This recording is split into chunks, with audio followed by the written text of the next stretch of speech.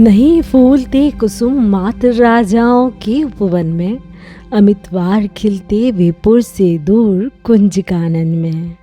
ये पंक्तियां मैंने रामधारी सिंह दिनकर जी की लिखी हुई महाकाव्य रश्मिरथी से ली हैं। एक इंसान की पहचान उसके कर्मों से होनी चाहिए या उसके जन्म से। आज हम चलेंगे हस्तिनापुर की उस अखाड़ी में जहां एक ऐसा वीर पहली बार सबके सामने आया जिसने पूरी व्यवस्था को चुनौती दे दी। अर्जुन की धनुर्विद्या के आगे सब नतमस्तक थे, लेकिन तभी भीड़ के बीच से एक ऐसा योद्धा निकला जिसने अर्जुन को उन्हीं की भाषा में चुनौती दे दी। कवच और कुंडल से चमकता वो रहस्यमय वीर कौन था जिसकी एक दोस्ती ने कुरुक्षेत्र का पासा पलट दिया। दृश्य कुछ ऐसा है। हस्तिनापुर की रंगभूमि सजी हुई है, राजकुमारों के अस्त्र कौशल का प्रदर्शन चल रहा है। अर्जुन अपनी धनुर्विद्या से सबका दिल जीत रहा है। गुरु द्रोण गर्व से कहते हैं, अर्जुन जैसा योद्धा इस पृथ्वी पर दूसरा कोई नहीं है। सब तालियां बजा रहे हैं, लेकिन तभी अचानक बादलों की गर्जना जैसी एक आवाज गूंजती है। भीड़ को चीरते हुए एक तेजस्वी युवक रणभूमि में प्रवेश करता है। उसके शरीर पर जन्मजात कवच और कुंडल सूर्य की तरह चमक रहे हैं। वह सीधे अर्जुन को चुनौती देता है, तूने जो जो किया उसे मैं भी दिखला सकता हूँ, चाहे तो कुछ नई कलाएं और भी सिखला सकता हूँ।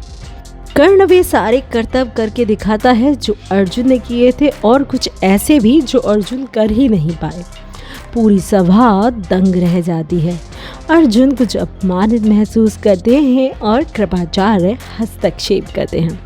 वे कर्ण से उसका परिचय और उसकी जाति पूछते हैं, क्योंकि नियमों के अनुसार एक राजकुमार केवल एक राजकुमार से ही युद्ध कर सकता है। कृपाचार्य कहते हैं, राजपुत्र ही लड़े परस्पर, यही नीति का शासन, बिना राजकुल के जन का यहाँ होता कहाँ सिंहासन। यह सुनकर कर्ण का सिर शर्म और क्रोध से झुक जाता है। यही दिनकर जी समाज की कुरीतियों पर प्रहार करते हैं। कर्ण को अपमानित होते देख दुर्योधन को एक सुनहरा अवसर मिल जाता है। वह जानता है कि अर्जुन को टक्कर देने वाला वीर मिल गया है। वह तुरंत आगे आता है। वह मौके की नजाकत को भांप लेता है और झपट कर कर्ण का हाथ थामता है और सभा के बीच दहाड़ता है, अगर अर्जुन को द्वंद्व के लिए राजकुमार चाहिए तो लो, मैं आज से कर्ण को अंग देश का राजा घोषित करता हूँ। उसी वक्त कर्ण का राज्याभिषेक होता है। एक सूत पुत्र अंगराज बन जाता है।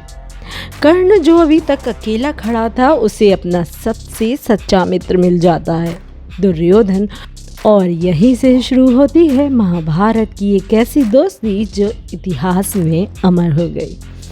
तो दोस्तों, यह थी रश्मिरथी का वह पहला पड़ाव जहां एक वीर का अपमान हुआ, लेकिन उसने अपनी प्रतिभा से राज सिंहासन पा लिया।